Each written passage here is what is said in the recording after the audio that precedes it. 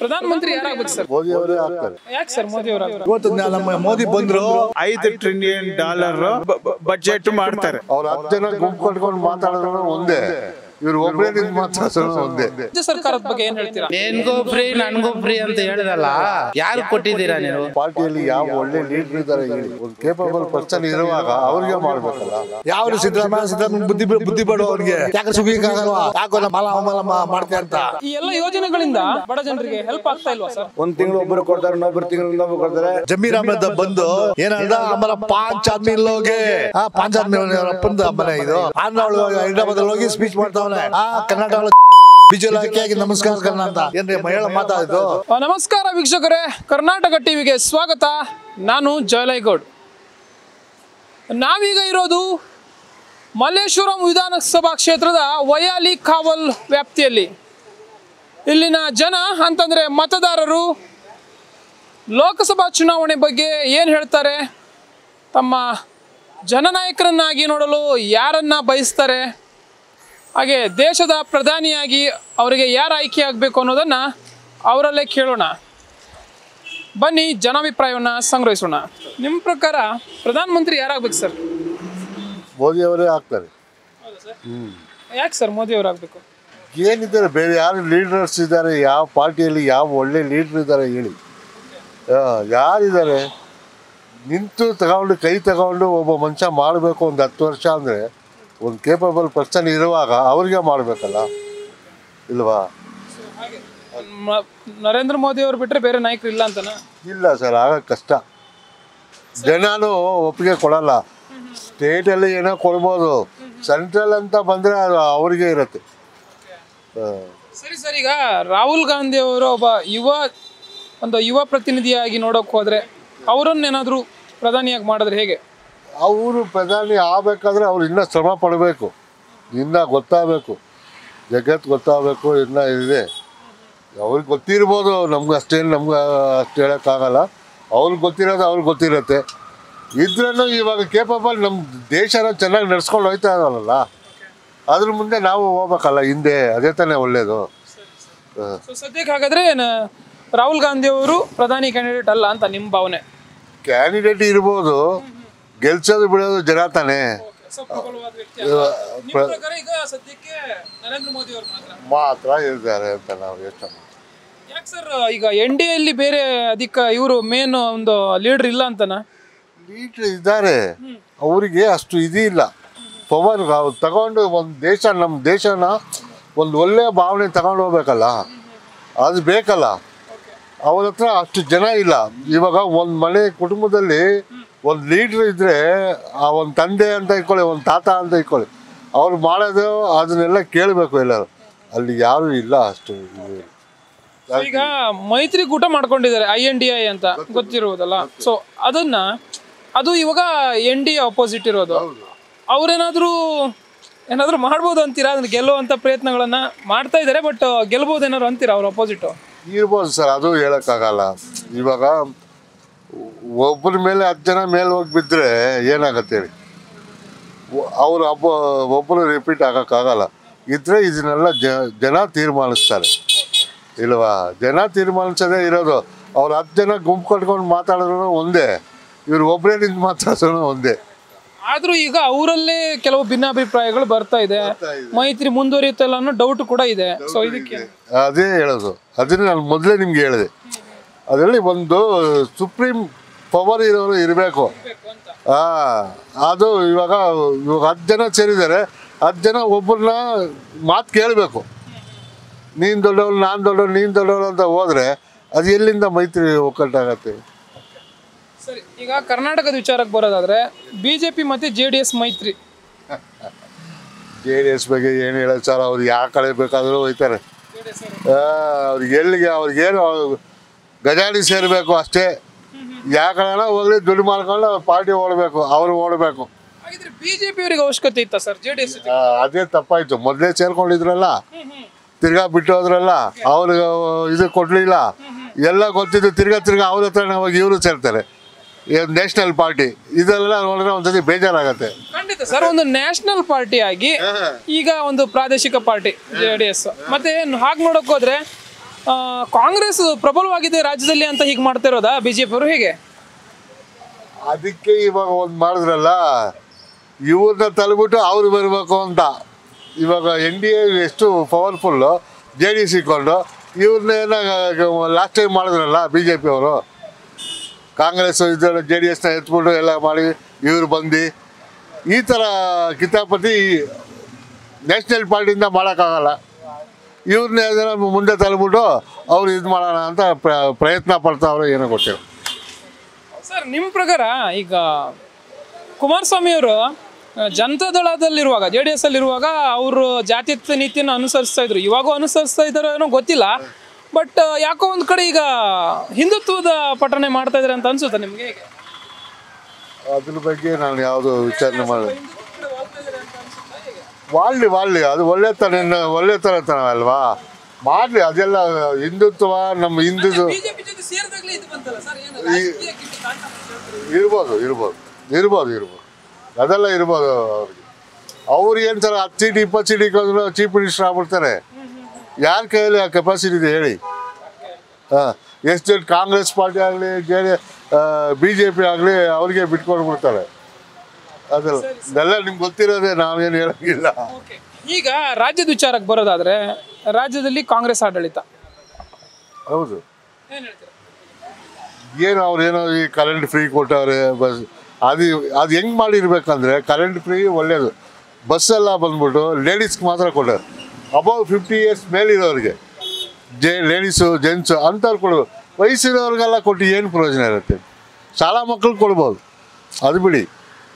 ಈ ವಯಸ್ಸಿರೋರು ದುಡ್ಕೊತಾರೆ, ತಿಂತಾರೆ, ಏನೋ ಮಾಡ್ತಾರೆ. ಈಗ 50 ವಯಸ್ಸಾದ್ಮೇಲೆ ಎಷ್ಟು ಜನ ದುಡಿತಾರೆ ಹೇಳಿ? ಅವರಿಗೆಲ್ಲ ಶುಗರ್ ಅದು ಇದೆಲ್ಲ ಇರುತ್ತೆ. ಅಂಥವ್ರಿಗೆ 50ರ ಮೇಲಿರೋರಿಗೆ ಕೊಟ್ಟಿರ್ಬೇಕು. ಇಂಥ ಸಲಿಗೆಗಳು ಕೊಟ್ಟಿರ್ಬೋದು. 2,000 ಕೊಡೋದು ಅಷ್ಟೇ. ಒಂದು 50 ವರ್ಷ ಮೇಲಿರೋರಿಗೆ, ಒಂದು ಗಂಡಸ್ರಿಗೆ, ಅವ್ರಿಗೆ ವಯಸ್ಸಾದವ್ರಿಗೆ ಏನೋ ಒಂದು ದುಡಿಮೆಗೆ ಇಲ್ಲ ಅವ್ರಿಗೇನೋ ಒಂದು ಔಷಧಿ ಖರ್ಚಿಗೋ ಏನೋ ಒಂದು ಖರ್ಚಿಗೆ ಆಗ್ತಾಯಿತ್ತು. ಬರೀ ಲೇಡೀಸ್ ಅಂತಲೇ ಇದ್ರೆ ಜೆಂಟ್ಸ್ ಎಲ್ಲ ಕರ್ನಾಟಕದಲ್ಲಿ ಇರೋರು ವೇಸ್ಟಾ ಇಲ್ವಾ? ಅದನ್ನ ಒಂದು ಮಹಿಳಾ ಸಬಲೀಕರಣದ ಉದ್ದೇಶದಿಂದ ಮಾಡಿದ್ದಾರೆ. ಅದು ಎಷ್ಟು ಪ್ಲಸ್ ಎಷ್ಟು ಮೈನಸ್ ಗೊತ್ತಿಲ್ಲ ಸರ್. ಈಗ ಸಿದ್ದರಾಮಯ್ಯನವ್ರ ಬಗ್ಗೆ ಅಂದ್ರೆ ಮುಖ್ಯಮಂತ್ರಿಗಳ ಬಗ್ಗೆ ಏನು ಹೇಳ್ತೀರಾ? ಸಿದ್ದರಾಮಯ್ಯ ಸ್ವಲ್ಪ ಬ್ರಿಲಿಯಂಟೇ ಇದ್ದಾರೆ ಬಿಡಿಗೆ. ಅದರಲ್ಲಿ ಚಾಲುಕ್ಯತನೇ ಇದೆ, ವ್ಯಕ್ತಿತ್ವ ಚೆನ್ನಾಗಿದೆ. ಇನ್ನೊಂದೇನೆಂದರೆ chief minister capable person. Okay, ಒಳ್ಳೆ ನಾಯಕರಾಗಿದೆ. ಇದನ್ನ ಬಂದಿಲ್ಲ, ಬರೋಕ್ಕೂ ಆಗತ್ತೋ ಇಲ್ಲ ಗೊತ್ತಿಲ್ಲ. ಸರ್, ಈಗ ಸಿದ್ದರಾಮಯ್ಯನವ್ರ ಬಗ್ಗೆ ಆಯಿತು. ಈಗ ಒಟ್ಟಾರೆಯಾಗಿ ಈ ಒಂದು ಪಂಚ ಯೋಜನೆಗಳು ಏನಿದೆಯಲ್ಲ, ಅದರಲ್ಲಿ ಪ್ರಮುಖವಾಗಿ ಶಕ್ತಿ ಯೋಜನೆಯಲ್ಲಿ ಉಚಿತ ಬಸ್ಸು, ಅದರಿಂದ ಆಟೋದವ್ರಿಗೆ ತುಂಬ ಪ್ರಾಬ್ಲಮ್ ಆಯಿತು ಅಂತ. ಅದೆಲ್ಲ ಇದೆ 100% ಇದೆ. ನಾವು ತಗೊಳಕ್ಕಾಗಲ್ಲ ಸರ್, ನಾವು ಜೀವನ ನಡಿಬೇಕಲ್ಲ. ಅವ್ರ ಜನ ಯಾರೋ ಒಬ್ರು ಬರ್ತಾರೆ ಕರೆದವ್ರಿಗೆ ನಾವು ಹೋಗ್ತಾ ಇರ್ತೀವಿ. ಉಚಿತ ಬಸ್ ಬಂತಂದ್ರೆ ನಾವು ಉಚಿತ ಬಸ್ಸಿಂದ ನಾವು ಹೋಗೋಕ್ಕಾಗತ್ತಾ? ಅದು ಹೋಗೋಕ್ಕಾಗಲ್ಲ. ನಮ್ಮ ಕರ್ತವ್ಯ ಏನಿದೆ ನಾವು ಮಾಡ್ತಾ ಇದ್ದೀವಿ, ಕೊಡೋದು ನಡೆಯೋದು ಜನಗಳ ಕೈಯಲ್ಲಿದೆ, ಇಷ್ಟೇ.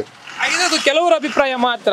ಸೊ ಅದೇ ಒಂದು ಮೇಜರ್ ಪ್ರಾಬ್ಲಮ್ ಅಲ್ಲ ಅಂತ ಅಲ್ಲಿಗೆ ಏನಿಲ್ಲ ಸರ್. ಎಂತ ಇವಾಗ ಒಂದು 50-55 ವರ್ಷ ಇರೋರೆಲ್ಲ ಫ್ರೀ ಬಸ್ಗೆ ಎಲ್ಲಿ ಹೋಗ್ತಾರೆ ಸರ್? ಅವ್ರು ಮನೆ ಹತ್ರ ಹೋಗಿ ಬಿಡತ್ತಾ? ಅದು ಬಿಡಲ್ಲ.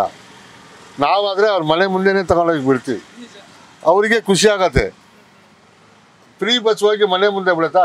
ಇಲ್ಲಿ ಅಲ್ಲಿ 11ನೇ ಕ್ಲಾಸಲ್ಲಿ ಮನೆ ಇದ್ದರೆ ಇಲ್ಲಿ ಬಸ್ ಸ್ಟಾಪಲ್ಲಿ ಇಲ್ಲಿ ನಡ್ಕೊಂಡು ಹೋಗ್ಬೇಕಲ್ಲ. ಅದಕ್ಕೆ ಏನು ಮಾಡ್ತಾರೆ, ಯೋಚನೆ ಮಾಡ್ತಾರೆ, ನಮ್ಮ ಫ್ರೀ ಬಸ್ ಬೇಡಪ್ಪ, 50 ರೂಪಾಯಿ ಹೋದ್ರೆ ಹೇಳಿ ಆಟೋದಲ್ಲಿ ಹೋಗ್ಲಿ ಅಂಥ ಜನ ಬೇಜಾನಿದ್ದಾರೆ. ಫ್ರೀ ಬಸ್ ಕಾಯೋರು ಎಲ್ಲರೂ ಕಾಯೋರಿಲ್ಲ. ನಮ್ಮ ಸಿಟಿಯಲ್ಲಂತೂ ನಮ್ಗೆ ಗೊತ್ತಿರೋಂಗೆ ಅಷ್ಟೊಂದು ಏನು ಜನ ಇಲ್ಲ ಸರ್. ಈ ಹಳ್ಳಿ ಕಡೆ ಇರ್ಬೋದು ಅಷ್ಟೇ. ಆದರೆ ಫ್ರೀ ಬಸ್ಸಿಂದ ಬಡವರಿಗೆ ಉಪಯೋಗ ಆಗಿದ್ದು ಸತ್ಯ ಅಲ್ವಾ ಸರ್? ಅದಂತೂ ನಿಜ. ಯಾಕೆಂತಂದ್ರೆ ಶ್ರೀಮಂತರು ಯಾರು ಹೋಗಲ್ಲ ಫ್ರೀ ಬಸ್ಸಲ್ಲಿ ಅಲ್ವಾ? ಬಡವರು ಇದ್ದಾರೆ, ಶ್ರೀಮಂತರು ಹೋಗ್ತಾ ಇರ್ತಾರೆ. ಸ್ವಲ್ಪ ಶ್ರೀಮಂತ ಕಡಿಮೆ 100% ಕಡಿಮೆ. ಸೊ ಬರೀ ಅದೊಂದೇ ಪಾಯಿಂಟ್ ಅಲ್ಲ ಅಂತ ಆಯಿತು ಆಟೋದವರಿಗೆ. ಹಾಗೆ ನೋಡೋಕೆ ಹೋದರೆ ಸರ್, ಈಗ ನಿಮ್ಮ ಪ್ರಕಾರ ದೇಶದಲ್ಲಿ ಮತ್ತು ರಾಜ್ಯದಲ್ಲಿ ಯಾವೆಲ್ಲ ಅಭಿವೃದ್ಧಿ ಕೆಲಸಗಳು ನಡಿಬೇಕು ಸರ್ ಎರಡು ಸರ್ಕಾರಗಳು? ಇವಾಗ ಮೆಟ್ರೋ ನಡೀತಾ ಇದೆ, ತುಂಬ ಒಳ್ಳೆ ಕೆಲಸ ಇದೆ. ಈ ರೋಡ್ಗಳು ಹಾಕ್ಬೇಕು. ಹಾಸ್ಪಿಟಲ್ಸ್ ತುಂಬ ಚೆನ್ನಾಗಿ ಮಾಡಬೇಕು. ಈ ಕೊರೋನಾ ಬಂದ ಮೇಲೆ ಎಲ್ಲ ನೀತಿಗೆಟ್ಟು ಹದಿಗೆಟ್ಟು ಹೋಗಿದ್ದಾರೆ ಡಾಕ್ಟ್ರುಗಳೆಲ್ಲ. ಎಲ್ಲ ದುಡ್ಡು ಆ ಇನ್ಸೂರೆನ್ಸ್ ಕಂಪನಿ ಯಾವನು ಓಪನ್ ಮಾಡಿದ್ನೋ ಆವಾಗಿಂದ ಒಳ್ಳೆ ಡಾಕ್ಟ್ರು ಕೆಟ್ಟೋಗ್ಬಿಟ್ಟಾನೆ. ಸುಮ್ಮನೆ ನಾವು ಇನ್ಸೂರೆನ್ಸ್ ಎಲ್ಲ ಕೂಳ ಹಾಕೊಂಡು ಗುಬ್ಬೆ ಹಾಕೊಂಬಿಟ್ಟ. ಇವರು ಪಾಪ ದುಡ್ಡು ಸಾಲ ಮಾಡಿ ಕಾರ್ಯ ಓದಿ ಗೀದಿ ಎಲ್ಲ ಕೆಲಸ ಮಾಡಿದ್ರು ಅವ್ರಿಗೇನು ಬರೋಲ್ಲ. ಅವ್ರಿಗೇನಾಯಿತು, ಅವನೇ ದುಡ್ಡು ಸಂಪಾದನೆ ಮಾಡ್ತಾನೆ, ನೀವು ನಾವು ಯಾಕೆ ಮಾಡಬಾರ್ದು ಅಂತ ಇವ್ರು ಹಂಗೆ ಉಲ್ಟಾ ತಿರುಗವ್ರೆ ಇಲ್ವಾ? ಹೌದಾ ಇಲ್ವಾ ಹೇಳಿ? ಇನ್ಸೂರೆನ್ಸ್ ಅವನು ಏನು ಬಂಡವಾಳನೇ ಹಾಕಲಿಲ್ಲ, ನಮ್ಮ ದುಡ್ಡನ್ನು ತಗೊಂಡು ಇಟ್ಕೊಂಡಿರ್ತಾನೆ. ಅವ್ನು ಕೋಟಿ ಆದ ಇವ್ರು ಪಾಪ ಓದಿ ಮಾಡಿ ಹಾಸ್ಪಿಟ್ಲಿಕ್ಕೆ ಆಪ್ರೇಷನ್ ಮಾಡಿ ಎಷ್ಟೆಷ್ಟೋ ಕಷ್ಟಪಡ್ತಾರೆ. ಅವ್ರು ಸಿಗೋದೇನಿದೆ ಇಷ್ಟು. ಅದಕ್ಕೆ ಅವರು ಈ ಥರ ಉಲ್ಟಾ ಆಗ್ಬಿಟ್ಟಾರೆ ಇಲ್ವಾ? ಸರ್, ಈಗ ಈ ಯೋಜನೆಗಳು ಏನಿದೆ ಅಲ್ಲ, ಇದನ್ನು ಹೊರತುಪಡಿಸಿದ್ರೆ, ಏನು ಉಚಿತ ಯೋಜನೆಗಳಿದೆ ಇದನ್ನು ಹೊರತುಪಡಿಸಿದ್ರೆ ನಿಮ್ಮ ಪ್ರಕಾರ ಯಾವ ಯೋಜನೆಗಳನ್ನು ಉಚಿತವಾಗಿ ಮಾಡಿದ್ರೆ ಒಳ್ಳೇದಿತ್ತು ಅನ್ಸುತ್ತೆ? ಬಡ ಮಕ್ಕಳಿಗೆ ಹಾಸ್ಪಿಟ್ಲು ಫ್ರೀ ಮಾಡ್ಬೋದಾಯಿತು. ವಿದ್ಯಾಭ್ಯಾಸ ಗೌರ್ಮೆಂಟ್ ಸ್ಕೂಲ್ಗಳಿಗೆ ಫ್ರೀ ಕೊಡ್ಬೋದಾಯಿತು. ಬುಕ್ಸ್ ಕೊಡ್ಬೋದು. ಅವ್ರಿಗೆ ಸ್ವಚ್ಛವಾಗಿ ಹಿಡ್ಕೋಬೇಕು. ಅವರು ಟಾಯ್ಲೆಟ್ಗಳು ಇವರು ಇದೆಲ್ಲ ಕ್ಲೀನಾಗಿ ಇಟ್ಕೊಂಬಿಟ್ಟು ಪ್ರೈವೇಟ್ ಸ್ಕೂಲ್ಗೆ ಹೋಗೋ ಜನನ ನಮ್ಮ ಗೌರ್ಮೆಂಟ್ ಸ್ಕೂಲ್ ಕರ್ಕೊಂಬರ್ಬೋದಲ್ಲ, ಅದನ್ನೆಲ್ಲ ಮಾಡ್ಬೋದು. ಪ್ರೈವೇಟ್ ಸ್ಕೂಲ್ ಕೋಟ್ಯಾಂತರ ರೂಪಾಯಿ ದುಡ್ಡಿರೋರೆಲ್ಲ ಅಲ್ಲಿಗೆ ಹೋಗ್ತಾರೆ. ಏನು ಮಾಡೋದು? ಇವಾಗ ಬಡವನು ಏನು ಮಾಡ್ತಾನೆ? ಈ ಸ್ಕೂಲಲ್ಲಿ ಓದೋದು ಬಿಡ, ನಮ್ಮ ಹುಡುಗರು ಅವ್ರ ಹುಡುಗರೆಲ್ಲ ಚೆನ್ನಾಗಿ ಓದೋರು ಅಲ್ಲಿಗೆ ಹೋಗ್ತಾನೆ, ಸಾಲ ಮಾಡ್ತಾನೆ, ಏನೋ ಒಂದು ಮಾಡಿ ಅಲ್ಲಿಗೆ ಕಳಿಸ್ತಾನೆ. ಗೌರ್ಮೆಂಟ್ ಸ್ಕೂಲ್ ಇಂಪ್ರೂವ್ ಮಾಡ್ಬೇಕು, ತುಂಬ ಇಂಪ್ರೂವ್ ಮಾಡಬೇಕು. ಸರ್, ಪುಣ್ಯ ಮಾಡಿದ್ವಿ ಅಂತ ಪ್ರಧಾನಿ ಸಿಗ್ಬೇಕಾದ್ರೆ ನಾನೊಬ್ಬ ಎಕ್ಸ್ ಮ್ಯಾನು 75 ವಾರಲ್ಲಿ ನಾನು ಅಟೆಂಡ್ ಮಾಡಿದ್ದೀನಿ. ಆಯಿತಾ? 1976 ಒನ್ ಪೇ ಪಿಂಚಿನ್ನು ಏನ್ರಿ ಮಾಡಿದರು? ಯಾಕ್ರಿ ಕೊಟ್ಟಿಲ್ಲ ಅವರು ಹೇಳಿ? 40 ವರ್ಷ 70 ವರ್ಷ ಅದು ಗಾಂಧಿ ವಂಶನೇ, ಗಾಂಧಿ ಬಂದು ಅವನೇ ತಂದು ಮಾಡ್ಬಿಟ್ಟ. ಯಾರನ್ನ? ನೆಹರು ಫ್ಯಾಮಿಲಿನೇ. ಅವು ಗಾಂಧಿನ ಪೂಜೆ ಮಾಡ್ತೀರಾ ಅಲ್ವಾ? ಮಾಡ್ಕೊಳ್ಳಿ, ಬೇಜಾರು ಮಾಡ್ಕೊಬೇಡಿ. ಆಯಿತಾ? ಇವತ್ತು ನಮ್ಮ ಮೋದಿ ಬಂದರು, ಒನ್ ಪೇ ಪಿಂಚಿನು ಏನು ಸಮಯ ಒನ್ ಪೇ ಪಿಂಚಿನು ಹೆಂಗೆ ಕೊಟ್ಟರು ನಮಗೆ? ಇಷ್ಟು ದಿವಸ 96 ಯಾಕೆ ಕೊಟ್ಟಿಲ್ಲ ನಂಗೆ ಮಿಲ್ಟ್ರಿ ಅವ್ರಿಗೆ? ಇವತ್ತು ಮಿಲ್ಟ್ರಿ ಡ್ರೆಸ್ ನೋಡಿದ್ರಾ? ಖುಷಿ ಕಣ್ಣು ಸಾಲಲ್ಲ ಅವ್ರು ನೋಡೋಕ್ಕೆ. ಆವಾಗ ನಮ್ಮ ಕಾಲದಲ್ಲಿ ಯಾವುದೋ ಮಿಲ್ಟ್ರಿ ಬೂಟ್ ಹಾಕೊಂಡು, ಪೊಲೀಸ್ ಬೂಟ್ ಹಾಕೊಂಡು, ಪೊಲೀಸ್ ರೈಫಲು, ಕೋಬ್ ನಿಕಾಲು ಏನು ಸ್ವಾಮಿ? ಇರಮ್ಮದು ಹೇಳ್ತೀನಿ. ಇವತ್ತೆಲ್ಲ ಆಟೋಮೆಟಿಕ್ಕು. ಅದು ಖುಷಿ ಪಡ್ಬೇಕಲ್ರಿ. ಇದ್ರಿಗೆ ಕೇಳ್ತೀರಿ ಯಾರು ಪ್ರಧಾನಿ ಆಗ್ಬೇಕಂತ ಅಲ್ವಾ? ಪ್ರಧಾನಮಂತ್ರಿಯಿಂದಾನೇ ಆಗಬೇಕು, ಮೋದಿ ಅವ್ರನ್ನೇ ಆಗಬೇಕು. ಇನ್ನೊಂದು ಹಬ್ಬ ಬಂದರೆ ಇನ್ನೊಂದು 2 ವರ್ಷ 3 ವರ್ಷ ಇರ್ತಾರೆ. ಆಯ್ತು? ಯಾಕೆಂದರೆ 75 ಆದಮೇಲೆ ಅವರು ರಿಟೈರ್ಡ್ ಆಗಿಬಿಡ್ತಾರೆ. ಆ ಸಮಯ ಇನ್ನೇನು ನಾವು ಪುಣ್ಯ ಮಾಡಿದ್ದೀವಿ, ಅದೇ ಈ ಥರ ಪ್ರಧಾನಿ ಸಿಕ್ಕಿದ್ರೆ ಅಂತ.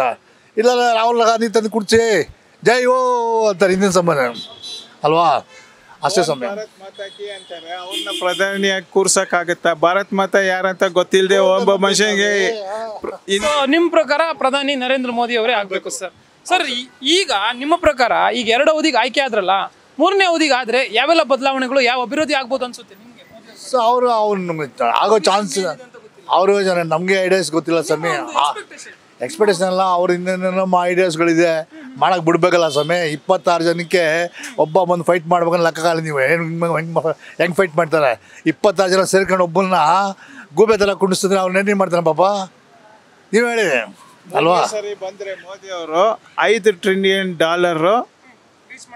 ಬಡ್ಜೆಟ್ ಮಾಡ್ತಾರೆ. ಅದು ಒಂದೇ ಸಾಕು. ಬೇರೆ ಎಲ್ಲ ಇದು ಸಮಸ್ಯೆಗಳು ಅದರೊಳಗೆ ಅಡಕೆ ಇರುತ್ತೆ. $5 ಟ್ರಿಲಿಯನ್ ಅಂದರೆ ಕಡಿಮೆ ಅಮೌಂಟ್ ಅಲ್ಲ. ಅದು 3ನೇ ಸರಿ ಬಂದರೆ ಅದು ಮಾಡೇ ಮಾಡ್ತಾರೆ. ಇದುವರೆಗೂ ಅವರು ಎಲೆಕ್ಷನ್ ಒಳಗೆ ಏನೇನು ಮ್ಯಾನಿಫೆಸ್ಟೋ ಇತ್ತೋ ಎಲ್ಲ ಮಾಡಿದ್ದಾರೆ. 370 ಏನೋ ಮಾಡಿದ್ರು. ತಿರ್ಗಾ ಇವರು ಯಾಕೆ ನಿಂತ್ಕೊಂಡು ಇದು ಮಾಡ್ತಾರೆ ಬೇಡ ಅಂತ ಹೇಳಿ? ಸುಪ್ರೀಂ ಕೋರ್ಟ್ ಕೊಟ್ಟಿದ್ದಾರೆ. ಅಲ್ಲ ಒಪ್ಪಂಡೆ ಸ್ವಾಮಿ. 370 ಸ್ಯಾಂಕ್ಷನ್ ಆದಮೇಲೆ ಇವ್ರು ಯಾಕೆ ಇಂಟರ್ಫಿಯರ್ ಆಗ್ತಾರೆ ತಿರ್ಗಾ ಹೇಳಿ? ಇಂಥ ಅವರು ಇದು ಮಾಡಿದ್ಮೇಲೆ ಗೆಜೆಟೆಲ್ಲ ಎಂಟ್ರ್ ಆಗಿಲ್ಲ ಅಂತೆ. ಅಮಿತ್ ಶಾ ಅವರು ಪಾರ್ಲಿಮೆಂಟಲ್ಲಿ ಒಂದು ಸತಿ ಹೇಳಿ ಅಂತ ಕೇಳ್ತಾಯಿದ್ರು.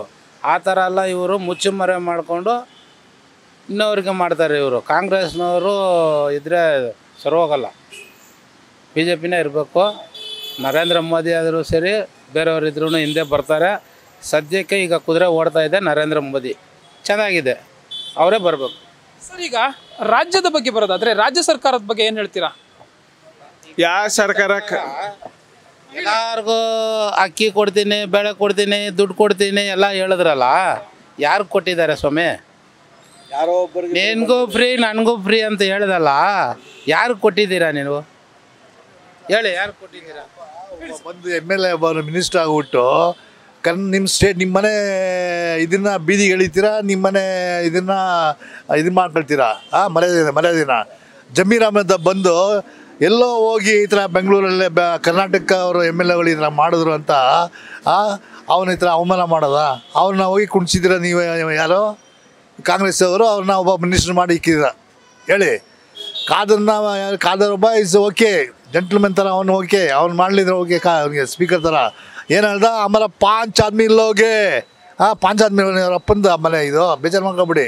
ಅವನೊಬ್ಬನಿಗೆ ನ್ಯಾಷನಲ್ ಇದನ್ನ ಟ್ರಾವೆಲ್ಸ್ನ ಹಾಳು ಮಾಡಾಕ್ಬಿಟ್ಟಾಗ, ಗೌರ್ಮೆಂಟ್ ಪಬ್ಲಿಕ್ ಜನಗಳನ್ನ ಹಾಳು ಮಾಡಾಕ್ಬಿಟ್ಟ, ಎಲ್ಲ ಕಳ್ತ ಮಾಡ್ಕೊಂಡು ಬಂದು ಎಲ್ಲ ಇವತ್ತು ಅವ್ರ ಬಂಗ್ಲಾಗ ನೋಡ್ರಿ, ಕಂಟ್ರೋಮೆಂಟಲ್ಲಿ ತಿನ್ನಕ್ಕೆ ಅನ್ನಲ್ದಾರೆ ಇವತ್ತು ಕೋಟಿಗಟ್ಟಲೆ ಇದೆ ಮನೆ ಒಂದು. ಅವನು ಹೋಗಿ ಆಂಧ್ರವಳು ಹೈದ್ರಾಬಾದಲ್ಲಿ ಹೋಗಿ ಸ್ಪೀಚ್ ಮಾಡ್ತಾವನೆ, ಕರ್ನಾಟಕ ಚೂತೆ ಬಿಜೆಲ್ ಹಾಕಿ ನಮಸ್ಕಾರ ಕರ್ನ ಅಂತ. ಏನು ರೀ ಹೇಳೋ ಮಾತಾಡಿದ್ದು? ಅವನ್ನ ಒಬ್ಬನ ಲೀಡ್ರ್ ಮಾಡಿಬಿಡ್ತೀರ ಕೇಳ್ತೀರಾ ಸ್ಟೇಟ್ ಒಳಗೆ ಏನು ಅಂತ?